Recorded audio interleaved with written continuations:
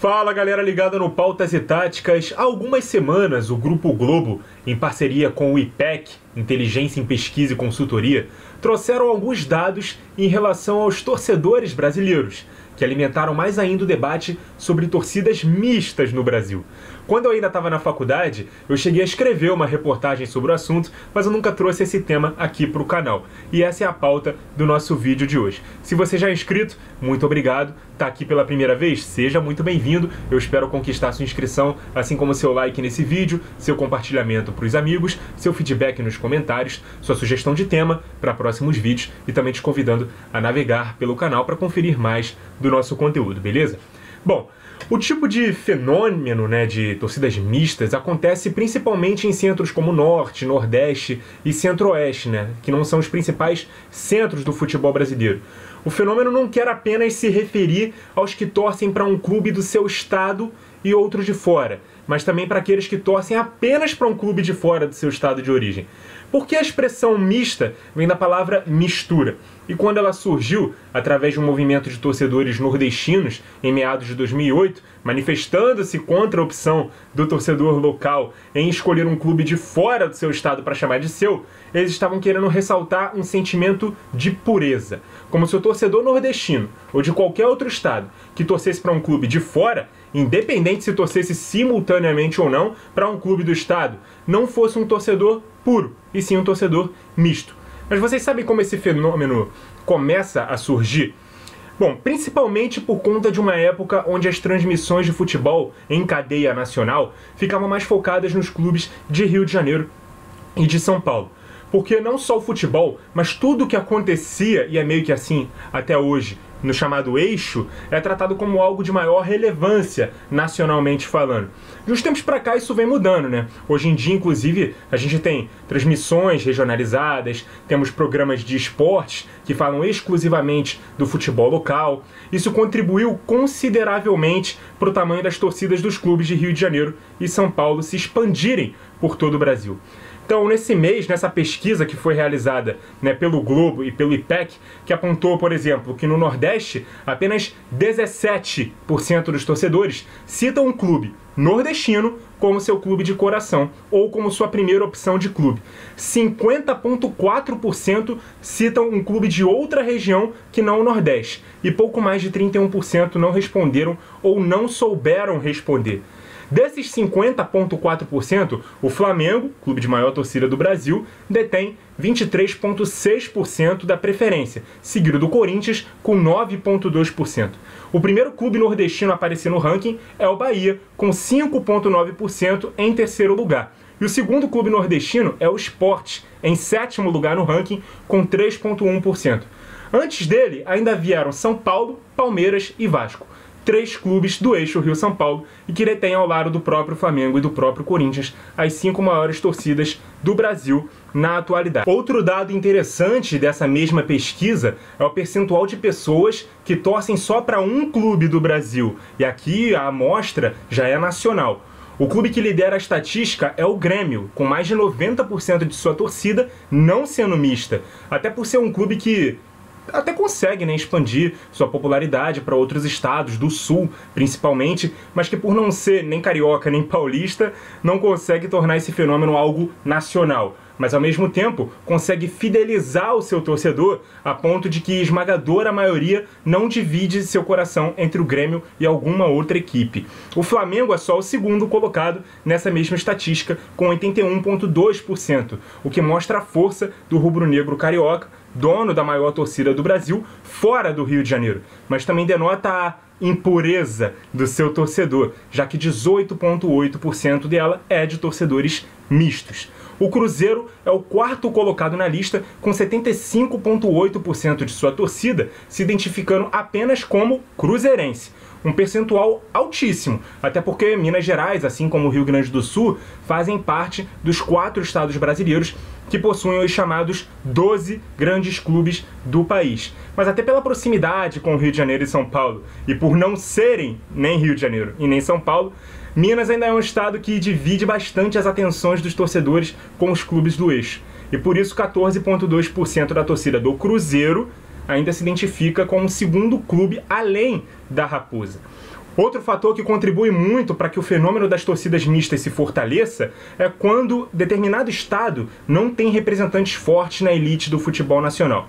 Se a gente for pegar o Campeonato Brasileiro da Série A de 2022, apenas o estado do Ceará, entre os 9 estados do Nordeste, tem representantes na primeira divisão.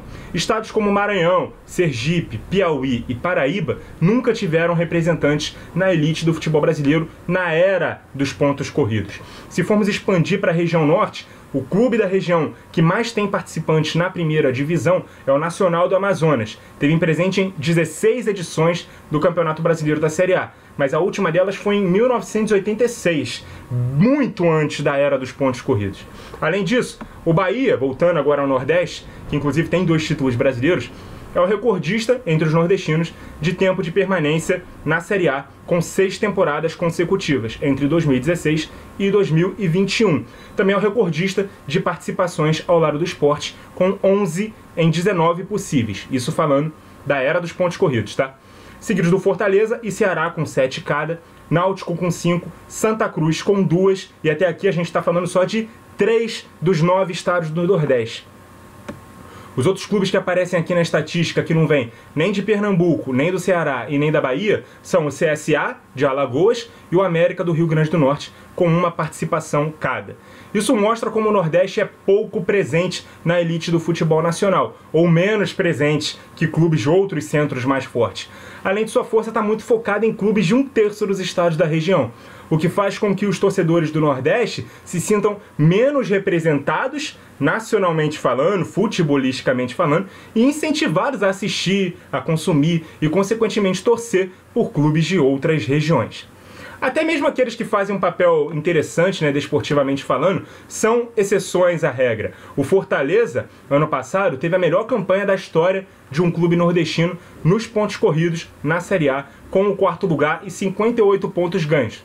Mas foi 26 pontos atrás do campeão Atlético Mineiro. Se tornou o primeiro clube nordestino a se classificar para a Libertadores via Brasileirão com esse formato. Então você não tem os grandes clubes do seu estado presente nas principais competições, na maioria dos estados do Nordeste, principalmente. Você não tem força financeira para fazer grandes contratações. Você não tem como engajar sua torcida para levá-la ao estádio com frequência. Você tem que lidar com a concorrência de clubes de outros estados vendendo produtos oficiais nas lojas esportivas do seu estado. Você é obrigado a consumir o esporte de outros estados na televisão. É quase impossível lutar contra o fenômeno das torcidas mistas. E tá tudo bem, isso não é um problema como muitos acham. Não é nada errado um torcedor escolher para qual clube ele quer torcer, independentemente se é do estado dele ou não.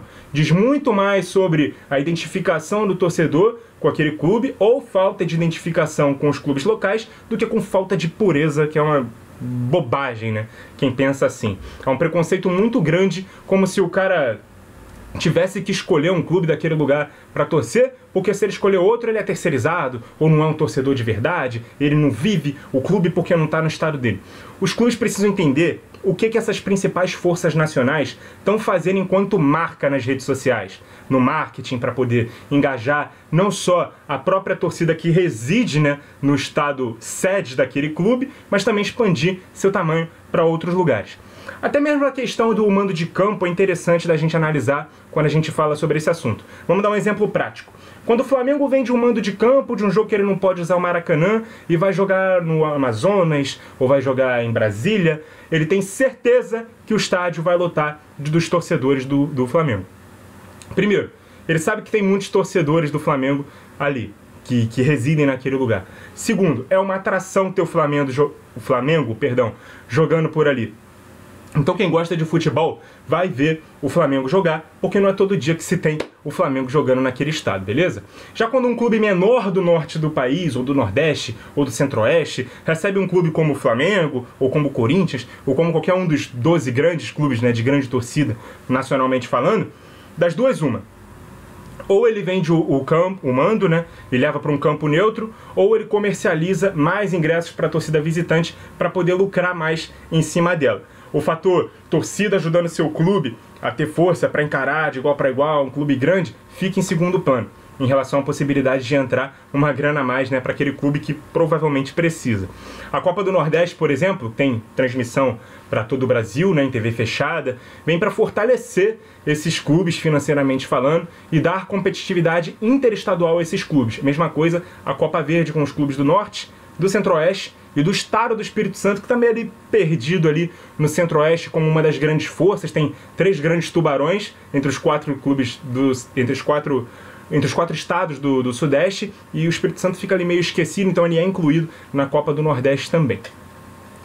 Então essa competitividade interestadual ela vem para suprir outra carência que os clubes têm, né? Já que os famigerados campeonatos estaduais por si só hoje não satisfazem mais o torcedor. Se a gente for ver a mobilização de torcedores como o do Sampaio Corrêa, por exemplo, no Maranhão, eu tive lá, eu sei bem do que eu tô falando. Quando o time vai enfrentar o Vasco na Série B, ou quando há anos atrás recebeu o Palmeiras na Copa do Brasil, a mobilização da torcida para ir nesse jogo é muito maior do que quando o Sampaio vai jogar, por exemplo, contra o Motoclube, que é o rival de estado lá, é um clássico em São Luís do Maranhão. E essa diferença de público está claramente atrelada não só à importância da competição, mas à presença de um grande clube como adversário. Porque muitas vezes o cara pode estar até lá com a camisa do Sampaio no estádio, mas ele também torce pro Palmeiras, ele também torce pro Vasco. E é uma oportunidade única, né? Ver o segundo time do coração dele jogar no estado. A torcida do Fortaleza, por exemplo, agora vamos trocar completamente de exemplo, fez um mosaico em 3D num jogo contra o Flamengo, que ilustrava o Cristo Redentor, né? Com a camisa do Fortaleza, com um chapéu de nordestino. O recado ali da torcida do Fortaleza, daquela organizada, foi claro. É assim que a gente se sente quando um cearense torce para um clube do Rio de Janeiro. O Ceará tem um time bom para vocês torcerem também. Vocês não precisam torcer para o clube do nosso adversário, para um clube de fora do estado. O próprio Bahia soltou nas suas redes sociais também uma brincadeirinha assim e institucionalizou a questão de ir contra o torcedor misto. Eu acho isso muito ruim, quando o clube toma para si as dores, o sentimento de parte da torcida, porque ele que meio que exclui o cara, afasta o cara que meio que torce também para aquele clube e para algum outro, vai fazer com que o cara torça só para o outro. Então agrava ainda mais o problema, já que eles acham que isso é um problema. Então, apesar de eu achar bem compreensivo o sentimento do cara que torce só para o clube local se incomodar com a postura do torcedor que foi para lá também aplaudir o seu adversário da vez, nada justifica para mim a ditadura ou a exclusão desses torcedores. Cada um tem o direito de torcer para o clube ou para os clubes que quiser. E eu vou dizer mais, tá? Do jeito que a coisa tá, esse fenômeno de torcida mista, torcedores que se identificam só com clubes europeus ou consideram um clube europeu o seu primeiro clube de coração, vai chegar também aqui no Sudeste, vai chegar no Sul do Brasil também, pelas coisas que a gente vê como a facilidade de acesso às coisas relacionadas aos clubes europeus, né? Qualquer um com um pacote razoável de TV por assinatura pode ter acesso a quase 100% dos jogos de um Real Madrid, de um Barcelona, de um grande clube da Premier League, de um Bayern de Munique, de um Paris Saint-Germain. Qualquer loja de artigos esportivos comercializa camisas, agasalhos ou outros produtos, né, de clubes europeus, né, nas suas lojas, que vendem até mais do que os produtos de clubes nacionais, né, já porque não serem clubes daqui do Brasil, né, todas as torcidas podem se sentir incentivadas a comprar. Eu mesmo, por exemplo, basta a camisa ser bonita, né, de um clube europeu que eu vou querer comprar, não precisa ser do clube europeu que eu torço. Para quem não sabe, eu torço pro Bayern, né, além do Botafogo, que é o meu clube, eu também torço pro Bayern. Então eu sou um torcedor misto também. Enquanto que hoje em dia, para ver, né, os jogos de um time carioca, por exemplo, para falar aqui do meu estado, eu preciso ter um pay-per-view do campeonato estadual, eu preciso ter um pay-per-view do campeonato brasileiro, eu preciso ter um pay-per-view da Conmebol TV se meu time estiver na Sul-Americana, ou se o jogo do meu time na Libertadores for exclusivo na transmissão da Conmebol TV. Tem jogo da Copa do Brasil que é exclusivo também numa plataforma de streaming. Se eu não tiver uma TV por assinatura, se eu depender só da TV aberta, eu tenho aqui no Rio concorrência de outros 3 clubes grandes no estado, né, pela transmissão, né, da TV aberta para eu ver o meu time jogar. Então é muito mais difícil eu acompanhar. Fora que o ingresso médio para ver o clube no estado é caríssimo, tá caríssimo, e nem todo mundo tem condição de pagar uma mensalidade de sócio torcedor. Eu já fui sócio torcedor do Botafogo, eu parei justamente porque eu não tinha mais condição de estar ali pagando todo mês, né, um valor X da mensalidade para poder ir ver, porque também tem os custos, né, de poder ir ao estádio. Agora, como jornalista, muitas vezes eu vou, né, só com a credencial já entro, mas é para trabalhar. Até que dei uma afastada desse tipo de trabalho, mas Tô doidinho pra voltar. Mas enfim, voltando ao assunto aqui. A carta na manga que os clubes brasileiros têm ainda é essa, né? De tentar proporcionar experiência de estádio pro torcedor. Coisa que os clubes europeus ainda não podem fazer, né? Porque não jogam por aqui. Mas ainda assim, pré-temporada eles fazem nos grandes mercados internacionais, né? Na Ásia, nos Estados Unidos, enfim, onde eles já têm muito público e os grandes campeonatos também estão parados porque o calendário é unificado, então eles expandem a sua marca, fazem essas excursões, coisas que os clubes brasileiros faziam lá atrás, né? Década de 50, 60, 70, excursionando também para fora do Brasil e poder tentar expandir a sua marca. Claro que o marketing não era a mesma coisa, mas é preciso dar muito atenção a isso também, nessa questão do estádio. Muitas vezes a qualidade do time ou do espetáculo em si afastam o torcedor da arquibancada, a falta de qualidade no caso, né? Ou a violência das torcidas, ou a dificuldade de acesso, ou porque mora longe, ou porque o preço do ingresso, né, tá caro demais, né? Então o que os clubes têm que fazer para tornar essa experiência de estádio atrativa para manter a torcida com ele, presente, esgotando os ingressos, elevando a média de público, ajudando o time nos cofres e em campo.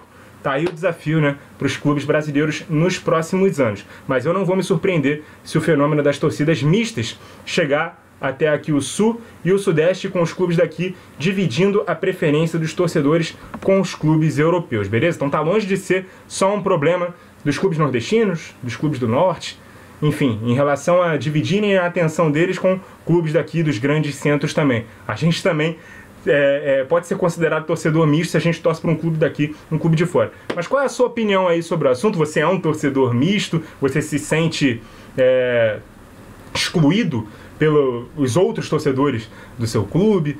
Você pode ser um torcedor misto torcendo só para um clube de fora do estado. Então, se você não é, também pode opinar. Quero saber qual é a sua opinião sobre isso. Torcidas mistas no Brasil. Você acha que pode acontecer esse fenômeno também de acontecerem torcidas mistas em relação a clubes europeus também? Qual é a sua opinião? Vamos debater aí nos comentários, beleza? Com muita educação, por favor. Muito obrigado a vocês que acompanharam o vídeo até aqui. Continuem ligados no Pautas e Táticas. E até a próxima!